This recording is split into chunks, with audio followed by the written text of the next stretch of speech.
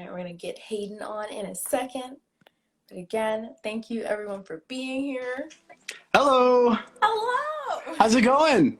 Good. How are you doing? I'm well. I probably on my voice right What was that? Oh, I can't hear you. Oh, no. Let's try this again. now. Okay, wait. I think I got it. I think I got it. Okay, yeah, there we go. Okay, sweet. Great. Okay, great. We're good? Okay, good to go. Yes. Yeah. Okay, sweet. Like, Perfect. but this is good. Yes. How are you doing? I'm not bad. How about you? I'm doing good. That's good to hear.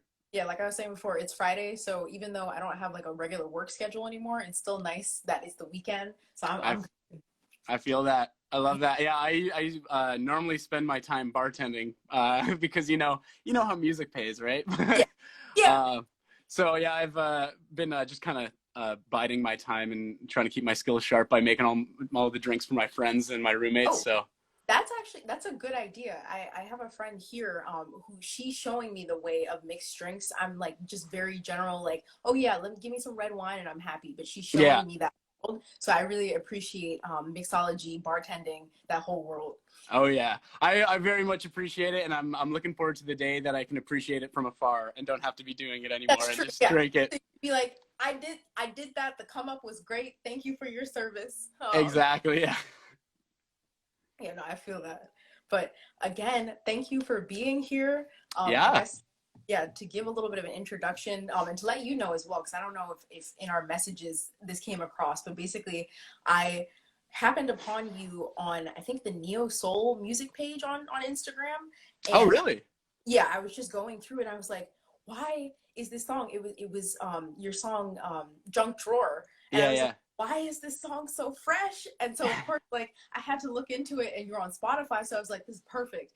And I was sad to see that you only had 3 songs, but I know that you're coming out with new music. So I was just like, well, this person, I enjoy his music so much. Let me just try to get into contact with him, see what he's about. And now we're here. So thank you again. Oh yeah. The music you make is fantastic. I'm happy that that the algorithm's working with me, and that people that are in my circle are starting to pick up on some of my tunes. And you're based out of New York, right? Yes, yeah. And then are you in Canada? I'm in a small town called Guelph, but it's like Toronto. I'm next to Toronto, pretty much. Okay, yeah, I understand that. The area closest to the largest city. Yeah. Yeah, nice. Well, to get started, I wanted to ask kind of like an interesting question to get your gauge on this, because I feel like as a musician, I always have it's gotten a little bit easier to answer, but it's an interesting question to answer. What genre would you categorize yourself as? Oh yeah, that's always a fun one. It depends on what you're listening to of mine, because I actually have a bunch of projects that are just kind of like out in the ether. Okay. I actually go under a pseudonym of Brad Manners, which is like progressive metal and stuff. So yeah, probably never knew about that, eh?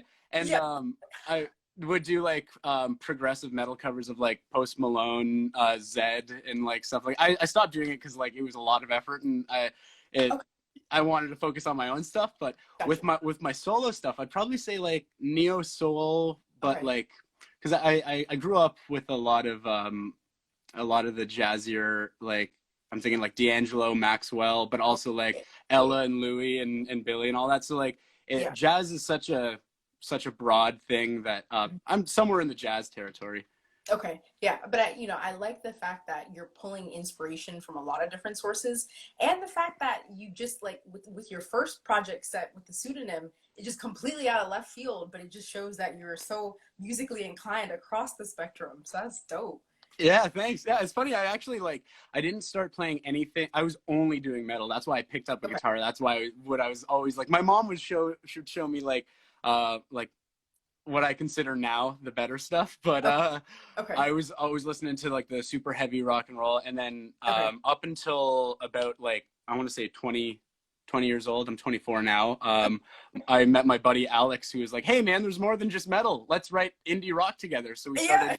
So that's my band called Excuse Me, is like an indie rock band with like 80s inspired. And then like I was like, you know what, man, this is really fun, and I'm gonna keep doing this. But I have the like like I have the neo soul that needs to get out like, of me, you know? yeah, I feel it. Yeah. That's dope. Awesome. Have you, just out of curiosity, personal curiosity, have you ever heard of the band System of a Down? Okay.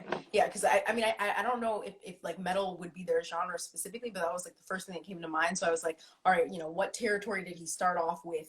What Yeah. Introduce him to? Where did he go? But yeah, very cool still, just to hear all of the progression. Yeah, yeah. System of a Down's a really interesting one. They're like, I never listened to them too much, but they're like they mix a lot more like I don't know, it's a lot of fast talking parts in between. It's like it's like almost like a mixture of like a bit of rap with like metal instrumental in it. Yeah, yeah. Which again, I like blending of the genres, so I definitely like them for that. But that's a good synthesis of their way about it. So people listening, if you don't know System of Down, check them out as well. Check Yeah. Hayden out, check me out, just like all music all the time. Yeah, yeah.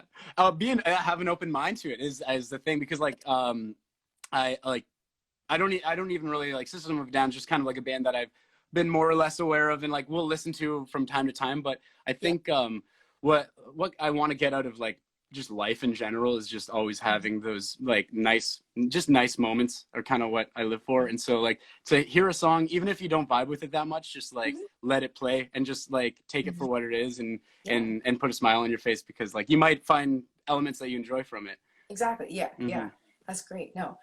So a little bit of a segue. Speaking of just like nice musical moments, what has been your most exciting musical moment as a musician up to this point? Ooh, my most exciting musical moment. I guess like probably my first time playing on stage, because it had been I still haven't done anything under my own name, Hayden Ray, yet. Like I've only been doing stuff with my band Excuse Me in the live setting, but yeah, getting on stage and being like, wow, I've been playing guitar for 10 years and this is my first time like debuting in front of people. It was really fun. Yeah. No, that's dope. Yeah, because I remember had also been a part of a band in college, and I was just at that point a vocalist, and that was, you know, great and fun. I really enjoyed being a part of that band. But once I slapped the guitar on it, especially as well, that was like 3 years ago that I started. I was like, well, this is different. Definitely different to sing and play the guitar at the same time. So that's very cool to hear though that you have the two. And with your band, I saw that you posted not too long ago that you guys have an album that came out. Is that correct? Yeah, it released on April 3rd. It was our first ever album. We'd done we had an EP that we had done collaboratively before that. And before everyone was involved, our lead singer did an EP as well. But this was like our first thing as a band. And yeah, we have it on vinyl now, which is great. That's probably the most exciting musical moment. Is like, yeah, that's great. Yeah. Where can we purchase this? Like, so there's a company called Good Co Productions. They're like a local company, and they ship worldwide, and they're hosting our vinyls right now. And they're actually really awesome people in the sense that it's quarantine, no one's making a lot of money right now, and they understand that, and so they're not charging any of the artists that they're hosting any money for hosting them. They just like, yeah, it's like, here, we'll process the order and here's your money. Like, just wow, it's really sweet of them. Oh, that's great. Yeah. Yeah, because I was going through my Instagram feed earlier today, and I think I saw, do you know the artist Bruno Major? I've been bumping his album so much. Yeah. I'll Sleep When I'm Older, that song gives me chills. And I've listened to it like 50 times already, and it's still giving me chills. Yeah, his music, like the fact that, I mean, just him as a musician, and then like coming across him today, because I saw that his stuff came out on vinyl today. And so with you saying vinyl, I'm just like, oh man, look at you, like levels, like that's great. Yeah, working my way up. And yeah, we've been doing like actually as a band, we've been working on this project called Project Win 'Em Over, where we've been reaching out to our favorite artists that have established themselves as touring bands, and we're like, hey guys, like we love your music. Can we send you our music just for you to hear it? And so far we've got a bunch of people on board that are like receiving, like all we want is them to receive the vinyl. We don't care about like what they can do with it, what they will, but like just to what is in their hands, and like the world's possibilities just open up in that way. Exactly. Yeah, you never know. Yeah, true. Honestly, yeah. I've heard so many stories of people who, you know, you figure this is the one route to get to where you want to go in music, but then all the little stuff that they've been accumulating and doing over time is what actually brings them to the space of like, you know, hitting like the big success or like the next big step. So Yeah. it's good to plant as many seeds as possible, so Absolutely. that your trees grow as a forest. Yeah, yeah, Yeah. Yeah, like with and I think with quarantine, it's been a bit of a, like, as much as not to be sanguine and like seeing a bad situation. Thank you. Seeing a bad situation as like way too optimistic, but it's been a bit of a blessing for us because us being, you know, musicians, like we're not really making money anyway, so like it's not hitting us too hard, but we've been able to do a lot of housekeeping and be like have like weekly FaceTime meetings and like put in a lot more that, because we're fully independent, so you got to be the musician, the producer, the marketing yourself, exactly, your whole team. Yeah, so we've had a lot of success in just this past couple months in just getting our shit together, I guess. Which, no, yeah, I agree wholeheartedly, because I think it is important to recognize the greater like circumstance of everything, but I've also felt personally that it's been a nice period to catch up, and then also creatively to connect with people in ways like we are now, and in other spaces as well, and I think that there's definitely obviously a lot of power in social media and doing things digitally. I personally was someone who wasn't super comfortable in that sphere, but I feel like it forces us to try new things. So in that way, yeah, there definitely, there's silver linings to be found everywhere.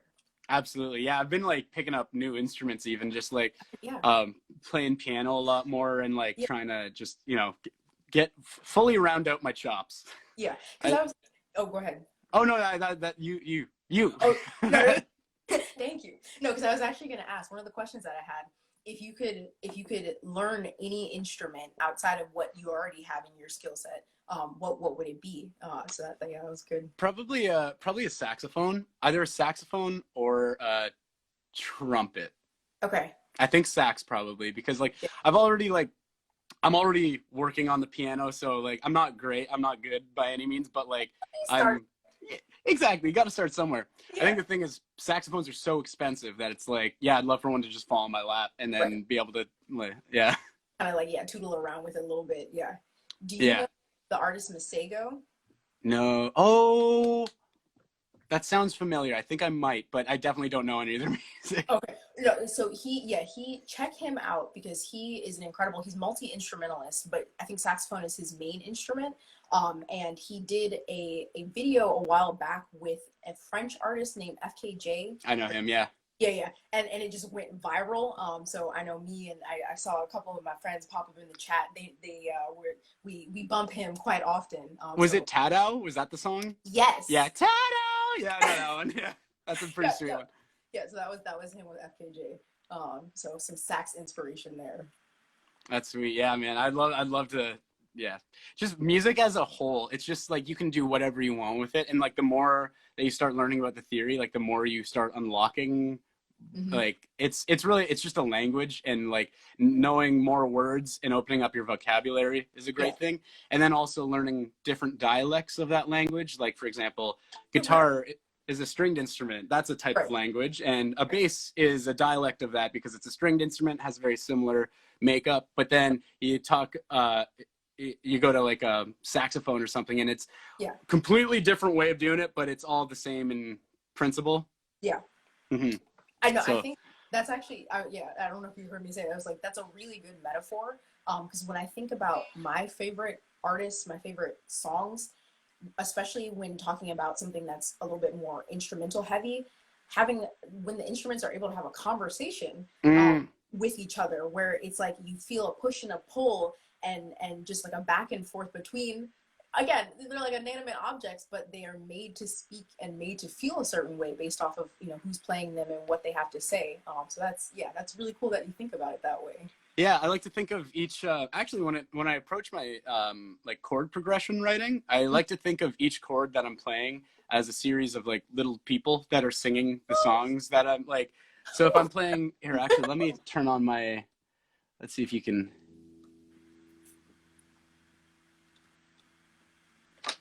Okay, can you hear me still? Yeah. Okay, and can you hear that? Yes. Oh, wow. Okay, sweet. So if I'm looking at, let's say, got an A minor 7 chord right here. I'm looking at it in 3 voices. I've got the A right here, the G right here, and a C right here. And I'm wondering, where can each one of these notes go? Because I can keep every note in the chord the same and just change one of them, and it changes everything about it. Like if I were to do this, like it gives you a very different vibe, or like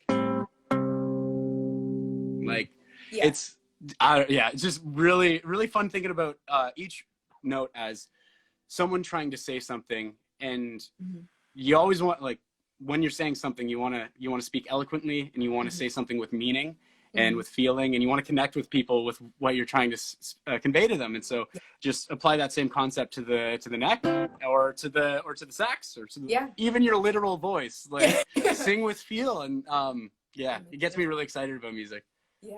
So in terms of, you know, kind of the stories that you like to tell, what is your lyric writing process like? Oh, it's very sad. It's a lot. I'm needing to work out of the sad lyrics, because it always, I don't know, there's so much beauty in life that, like, but there's also so much poo-poo in it that. I respect the sad, honestly, because I recognize that, at least for me as a musician, music and lyric writing has been the space where I've been able to express feelings that are just so strong, like, and would just otherwise be so, like, pent up inside of me that I just need to put it somewhere. And that you know, comes out in a lot of, like, I have, like, my sad boy lyrics, so I wouldn't even say necessarily it's a bad thing to write sad songs. If that's how you feeling, just like, because that's authentic. But I also like happy songs too. Yeah, a lot of the time, I find, like, the sad lyrics help me navigate my own emotions, and so I end up, like, using my own songs as, like, a crutch to just, like, understand myself, I guess. I don't know, it sounds so pretentious and douchey, but like, I'm standing over here thinking that, like, feeling the same way about music. I think a lot of musicians who are lyricists and who give a lot of emphasis to the stories that they're telling in their lyrics, like, have those feelings. So I'm right there with you. Yeah. Actually, speaking of which, my bandmate Alex Laskauskas is in the he's watching now. I don't know if he's in I live with him, but he's in the chat right now. Hi, Alex. He's one of my favorite lyricists. The guy writes really, really insightful stuff. So I think also just, like, gleaning lessons off of other people and how they describe what they want to say. And I don't know, just there's so many ways to say one single thing. Like, I could say, I went to the store, or I go to the store, or I like, there's ways to make that interesting. It's like, okay, you're doing something, then, like, why do I care? Why am I listening to this? What about you going to the store is interesting? Like, make me care. Yeah. I think in storytelling, there is, again, a lot of power in, like, the personal emotional expression, but, like you said, in the fact that, because, you know, I think there's sometimes maybe the fear, I don't know if you've ever experienced this, of, like, you know, is that the last good song that I've ever written? Like, how can I write about love, you know, and make it, like, new and engaging? But I think that that's, like you said, that's the beauty of storytelling, is that, you know, whether it be love, sadness, pain, you know, joy, it's never necessarily felt the same way within a single person or, like, between people. So there's a million ways that you can tell a story about anything, even if the emotion itself is, like, this is kind of like what we usually go with in terms of talking about it. So I think, that's a great perspective to have on it. And also, just, like, as you grow up and you learn more about life and yourself and your instrument, your music's going to change, and it's going to be a reflection of where you are now. And I feel like a lot of the songs that I've been writing in the past, like Junk Drawer, Better Living, all the stuff that I've released, I was in a very dark space in my life, and I'm much better now, and I'm very thankful for it. But so now I'm, like, I've got an album of a bunch of songs that I wrote when I was, like, really down in the dumps, and like, I almost they don't resonate with me as much in my thinking and my take on life as it is right now. And so I'm trying to, like, still finish these songs, but I don't have, like, the juice in me for them. Because that's definitely interesting. Would you say with your songwriting process then that it can span time? You know, it might take a couple months to finish a song in your case. Yeah, like I don't know. It all depends. When I was writing metal, like I'd finish a song in a night because it's like I would just like I'd go from like 6 p.m. till Yeah. 6 a.m. and like I'm sure as an artist you've had those nights. Yeah, where you're just like, if you feel it, you're energized to do it. You know, we might as well just like do it and complete it. Yeah. Yeah, exactly. And so, but with the newer stuff, where I'm focusing more on, because I also produce all of my own music, and I write like all of the drums, bass, guitar, lyrics, and sing it and all that stuff. So it's a lot of work, and I've been trying to like, because I could very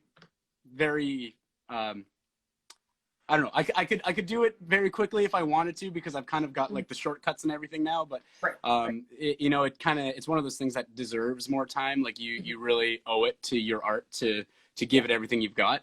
Yeah. And so I've been, even when I'm happy with the song, and even when I'm done, like I've got like 5 songs that have been ready to release for like a year now. But like just and it's honestly like a bane to my existence and as a musician, because it's like I'm never releasing anything because I always want it to be perfect, but perfection doesn't exist. It's all about interpretation. It's like you gotta find that balance. Yeah, because you know, that's something that I've learned as well. It's important to put yourself out there, and I've like, with learning production on my end as well, a lot of the guides and things that I've seen are like, you have to set yourself time for each piece of the mix, like each instrument, in terms of like mixing and everything, so that you don't like get in your head about like overdoing it and then like taking fresh ears, like getting away from it and then coming back to it. But even still, like I completely understand how difficult it is, because you're like, this is my baby, like I know how I want it to sound, and it's like getting there, but like that like final push is, I feel, at least personally, what makes me comfortable actually releasing it. So yeah, I feel you on that. Yeah, I find like the big thing for me is putting it on like the big streaming services is like, okay, this is an official song now. I've got to like not like is there something about it that like just gives me, it riddles me with like, oh, like don't mess up this. You got to be right for this one. There's no going back. It's like a whole fusion thing. We gotta like exactly, yeah.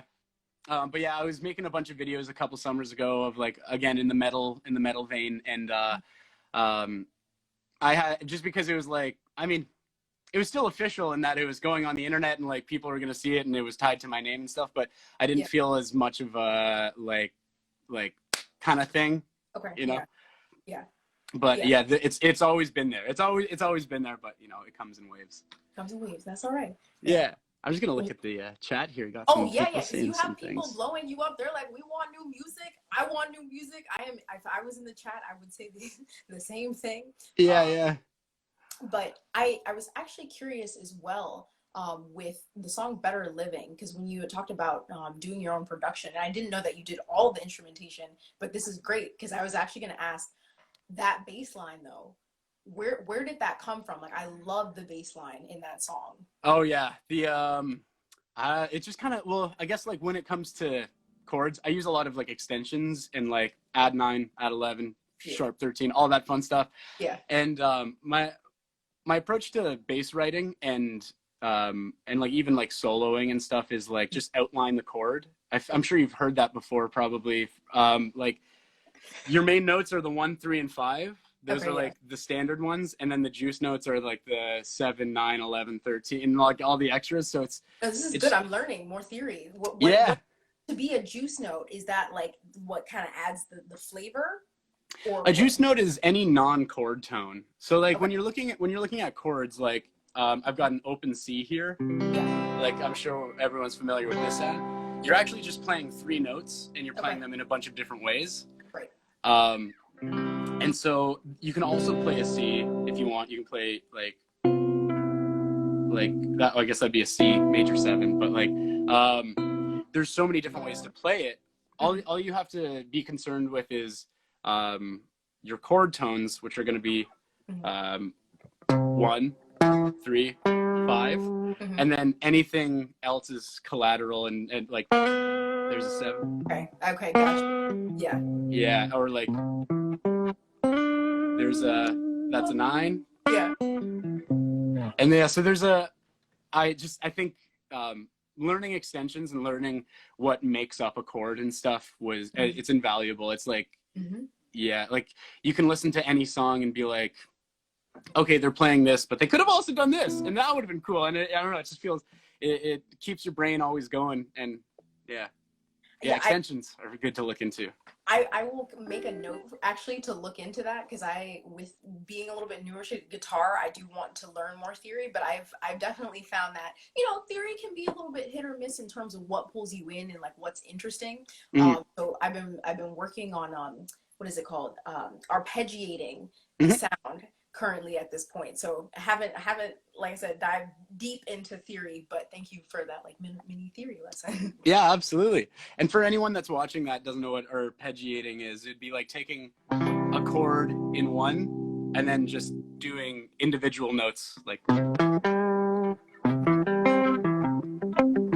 that kind of thing. Yeah. So that's wonderful. Thank you. Yeah. So oh, go ahead. An example of a fun extension. This is actually like people shit on it a lot because it's the neo soul sound, but it's and it's in junk drawer. All you're doing is you're hitting a 9 and then going back to 8. It's 8 being like the root of your chord up an octave. Okay. Yeah. Oh, okay. Gotcha. So if I'm playing a G right here, like this, I've also got a G up here. Yeah. But then I can throw on that 9 and then bring it back to the G.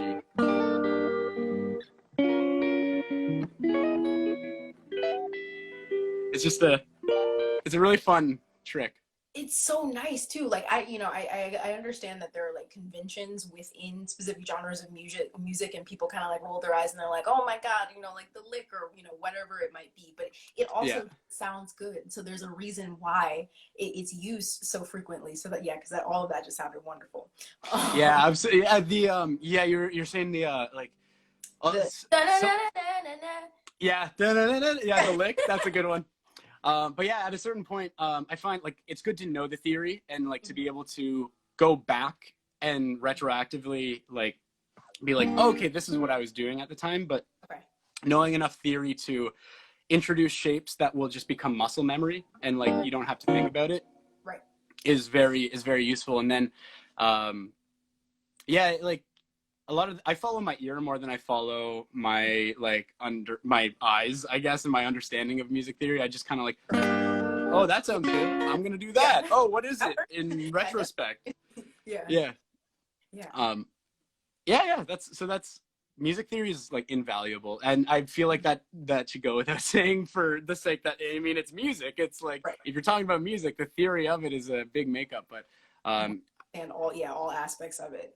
And it took me like a decade of playing guitar before I actually was like, oh, I should learn what notes are. Like I was just playing things by tab and like by ear, and then I was like, I should know what I'm doing, maybe, kind of thing. And eventually, eventually it got there. Thankfully, or fortunately, I went to school specifically for music. So I mean, on the plus side, I know theory, but on the bottom side, it's like, okay, I just spent a bunch of money and then I can't get a job, kind of thing. So, well, but in what you were doing with, bartending outside of, again, circumstances, I like to think of it as like with wanting to be a full-time musician, you have your day job and then you have your musician work and you focus on both, you do what you need to. And then over time, you just creep away the like day job that's not music and becomes music. And so it's never a bad place to be in.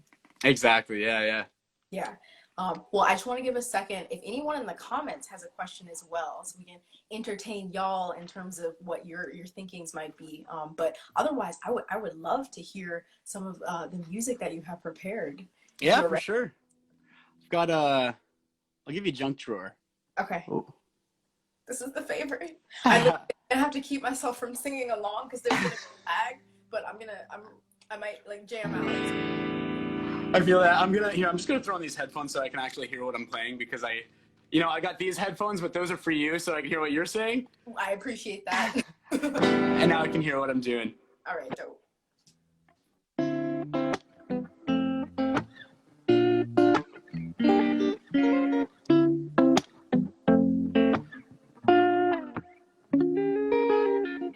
I'm shooting in the dark, I'm hoping that I'll make my mark. I'm searching in the dark, I'm hoping that my time ain't far. I'm searching through my junk drawer, trying to find a place for all the things that don't fit in. And I'd been a part of something. And now and then I think about times that I was left out, what it meant to me back then. And nothing more than some loose ends. Home is where the heart is. Just know that mine beats for you. Now I am just getting started, trying to live some life apart from you. He's just a dog without a home. He's just a stray dog without a home. Can anybody throw him a bone? Can anybody please throw him a bone? It ain't so easy being on your own. Not everybody knows which way to go, but you gave me some hope. Just so you know, 'cause home is where the heart is. Just know that mine beats for you. I'm just getting started, trying to live some life apart from you. And then repeat. Like rinse.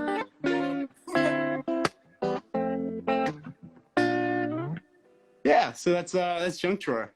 Oh my god, I love it so much. Thank you. Wait, so was that kind of like an extended version? Because the first section before you got it, I hadn't heard those lyrics before. Yeah, so that's actually. Can you still hear me? Just want to make sure you can still hear me. Yeah. Okay. Cool. I'm switching between my reverb and my non-reverb vocals. Yeah. No problem. Yeah. Thanks to everyone in the chat that's throwing down some emojis for us. Yes, I wish we could like invite people to just clap for you, but I'm just...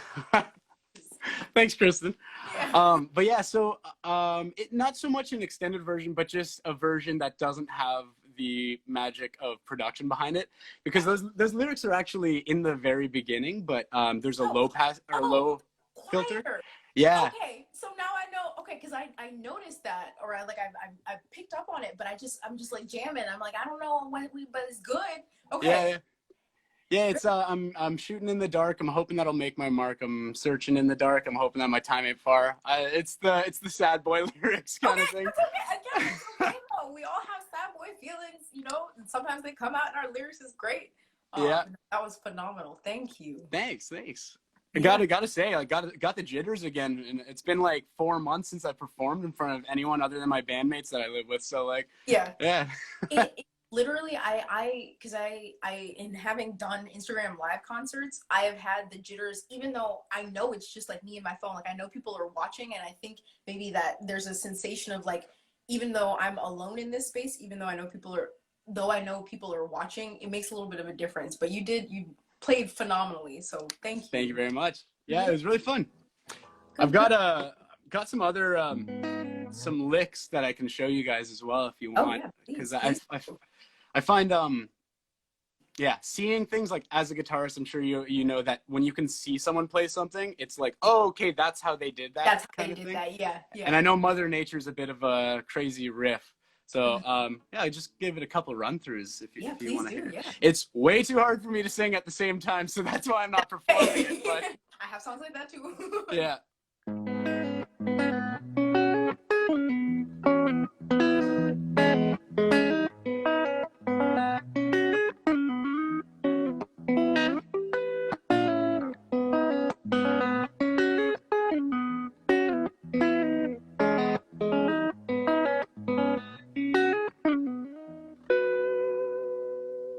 Anyway, yeah, that's a Mother Nature one. That's an example of how you can keep some notes the same and change one note around it, and it'll change a different feel.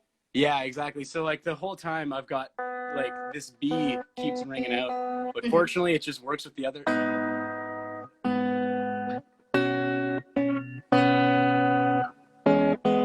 Like it just works with every note. So it's a fun thing seeing how long you can drone a note before people get mad at you. It's just, I mean, if not to push the boundaries of things in music, what are we here for? Exactly. Yeah. I also, it was interesting to see, because I'm I'm getting more comfortable as a guitarist with moving around the neck a little bit more, but that definitely, you are not shy to moving around. I'm like, oh, okay. Yeah. We'll stick that in the back for a couple more years of practice, but my part. Moving around, see, there's I have I guess when it comes to moving around the neck can be it can be a really good tool, but also just as much not moving around can also be very useful. That's in true. The sense that there's a thing called voice leading that it took me a while to get to the point where I was like, oh, okay. Remember when I was talking earlier about like when I'm playing a chord, think of it as like 3 people singing, right? Yeah. And then their voice can go wherever they want. Yeah. Sometimes notes or chords will share a note and you don't have to move it at all, and you just have to move the other ones. Like for example, Better Living. Yeah.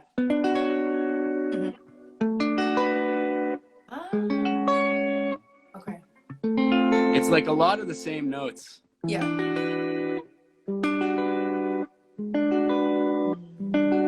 Yeah. Sometimes just like the difference in one note can mean the whole world. Yeah. Yeah. 'Cause I with exploring my guitar a little bit more, I didn't even realize with like even simpler chord shapes that I guess you have what are called like pivot fingers, where it's like you said, the finger can just hang out and then you can pivot around it, and that makes your playing so much faster. It's these little things that I've learned with guitar that I feel like, you definitely, you grow to a like with a nice pace up to a certain point, and then it can kind of maybe, I don't know if you experienced this, but it can feel like you're stagnating a little bit in terms of like, oh, how do I progress to the next step? But I've been finding it's a lot of little things that, and just practicing daily. That's been my quarantine. Big, like, big, yeah. Yeah.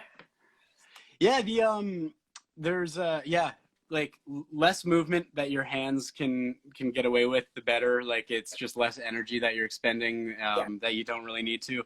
Yeah. And it also like it serves to organically give you really cool like inverted chords. Are you familiar with like inversions and stuff? And like I am just on the most basic level. Okay, yeah. Well, here's for the people that are watching that might not know. I could play an E to an F, and it'll sound like that, or I could play an F to an E, and it's the same 2 notes, but they're played. You're giving precedence to one more than the other, and it'll give you. Is it the way that they're like stacked within the chord, or yeah? Precisely, yeah. So for example, E to F, that's E to F right there, but this is F to E. And that does feel different. Very different. As single notes, yeah. It's the same. It's crazy. There's so much minutia to music that it's not obvious. Like you have to I had to have someone tell me these things of like, yeah, this is what you got to do, and I was like, oh my god, like yeah, just like whoa. Yeah, how so did I like not know? Yeah, my life is completely changed. Yeah, it's crazy. So like, there's one chord. And that's the same chord, but just inverting a couple notes. Wild. Oh. I kind of, oh wait, I messed up, but it's live, so anything goes, but. Live TV, no. Yeah. Yeah, and it's interesting, like when you treat your chords that you're changing as voices, individual voices that are moving to another note and they have like each note has a responsibility to resolve to another note, and making, if that other note can be closer to your chord, you'll likely end up with really cool inversions, like exactly like I was just playing. Like you'll naturally come upon these kinds of things, and you don't even need to know what's going on. You just need to know that it sounds good to you. Exactly, yeah. And that's what's most important. Yeah, it doesn't matter like what the theory technically is. It's important to be able to recognize it, I guess, if you want to do it for a long time and you want to be able to quickly do it, but it doesn't change what you're hearing. You like, you can have no knowledge in music theory, or you can be like Jacob Collier, but I love that guy. But regardless, like, music will evoke emotion in everyone, and it's beautiful in that way. It's like hearing a language. Like, if someone spoke to me in Spanish, I have like no idea what they're saying, but like someone spoke to me in music, I was like, oh, okay, that makes me feel happy. Yeah. And actually, just to take that like a little bit further, it is interesting how, and I guess it depends on, you know, whether you're classifying like Romance languages versus some other style of languages, but even within, like, for someone who is not super musically literate, if you will, even within languages where they, you know, they share like a root, like Spanish and English, like you might not know like the full sentence that someone's saying, but like you can pick out words that are similar to the ones that we hear in English. Yeah. So like I feel like with a non-musician or someone who's not yet, you know, gotten to the place in music where they can understand everything, you know, you can still pinpoint things that work well, and you know, you can hear things that are dissonant and hear where things don't work, or even where dissonance does kind of work if the feeling of the song lends itself to that. So that's I'm really into it. Yeah, that's another thing that me and my bandmates have all kind of, we like to talk a lot more than we actually play, and something that we ended up on was bad relationship. So something that we ended up on was just that what's most important to us as songwriters, because I've written way more songs with Excuse Me than I have in my solo stuff, at least songs that I've released. Something that's important is to write for the song's sake, and don't just do something because you want to feed your ego. Like we've had and we've all learned this together, because like you know, I may put up like a I want to play a solo, but someone's like, this song doesn't need a solo, what are you talking about? But I want to play it anyway. It's like, but I want to be seen, I want people to know it's me, and like every one of us have had this. That's good too. Every one of us has had the struggle where it's like you desire a spot in the limelight, but like that's so poisonous. I mean, it's good to have a bit of ego, because like, you know, you can't be blind to yourself, and you gotta, you want to be able to accurately assess your skill level, not only I feel like for personal fulfillment, but then also to know where you need to get to next. Exactly. But you're also like, go ahead. Oh, and with songwriting, it's like you just want to sing that, or you just want to play that, or you just want to do that to look cool. Like, come on, man. Like, play the song as the song wants. Like, we're not so much songwriters as we are people that have a song, and we do everything we can to make that song be happy and be fine with itself. It almost, and I don't know, maybe if this might kind of be in that same vein, it almost feels like you're in some instances like a vessel for the music. Absolutely. Rather than being like, you know, the product, or I don't want to say product, but like the music itself. Because I've thought about that in some of the songs that I've written, where, you know, I don't know, have you ever had a song come to you in a dream, or just like, in weird, where you're like, this doesn't feel like my story, like these things haven't happened to me, but like the lyrics are here, so like let me, you know, introduce it to the world, you know, where it wouldn't otherwise, but it doesn't, you're in it, but it's something separate from you as well. It's almost like parents raising a child. That child, regardless of the parents, is going to become a person. It's destined to become a person. And it's what the parents can instill in that child that will give the child like, oh, hey, that must be so-and-so's kid kind of thing. But it's like, but it's their own person at the same time, that's doing its own thing, that wants its own thing, that like living its own life. And so it's almost as if like, as a band, we're a bunch of parents that are like raising this little why we protect them so carefully. Like, that's why we wait, you know, to release them, because we're like, well, we want to make sure that they, you know, they'll function in society as well as possible. Exactly. And much to like, just like, it's almost like I have a bunch of you know what, this is a risky thing to say, but all of my songs are locked away, and it's like they're never seeing the light of day. They're just songs though, mind you, they're just songs. But it's Yeah, it's it's almost like you're playing favorites. As now, this analogy is taking its own yeah, thing. Because I have been loving the metaphors that we've been using, yeah, throughout.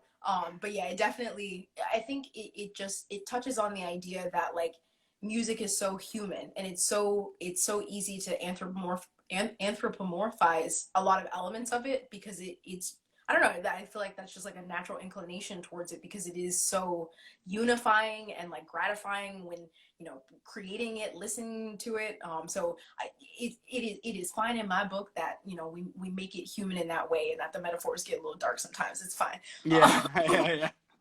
Yeah. But again, thank you so much. If was there any other, you know, whether, you know, pieces of yours that you kind of wanted to do a lick of, or anything like that that you would like to do? Not so much. You got anything you want to hear? I'm trying to.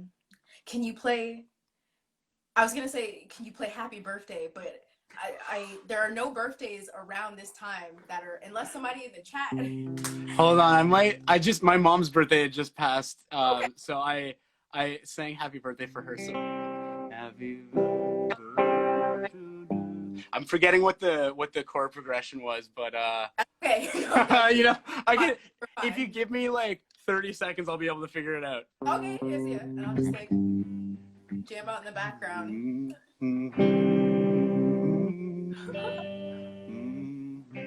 You know what? I think I should give up on this. I don't think anyone wants to hear me sing Happy Birthday. Come to think of it. The fact that, you know, the attempt was made, that's half the battle. Yeah. I'm looking at some people commenting, I'm calling the police, too many songs locked up. Yeah, that's a good Hey, that's what I'm saying. Like, again, now that I know your band's name, I will definitely be checking y'all out, because that's just a very exciting prospect. But I want to hear more music from you. I'm excited about you as a musician. Thank you so much. Yeah, a couple of my favorite. Here, how about this? I'll show you some of my favorite shapes from my other band's stuff. Yeah, that'd actually be great. Yeah. This is a funky chord.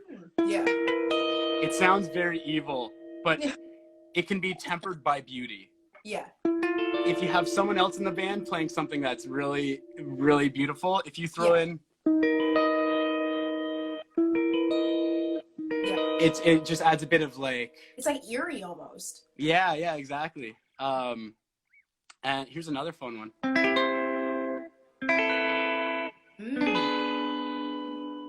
And to repeat.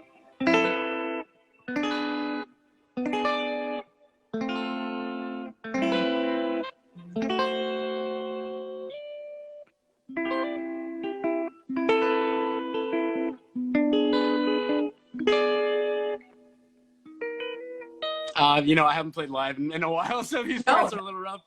But it's nice to, again, because I think it's with music as well, I guess from a theory perspective, thinking about stuff as well, you know, the way that you're moving the chord shapes around, it just as long as it lands or like ends in like the quote unquote right place, you know, you can play so many things in between, you know, here and there. And I don't know, all of it, it's gorgeous. Music is just so much fun. I love Music's it. Music's crazy. And it's so boundless. Like the amount of things, like the fact that this instrument can make a sound like this, but then it can also make a sound like, very, very different emotions tied to them. But like, so yeah, it's really interesting. Here's another lick that I really like playing. Yeah.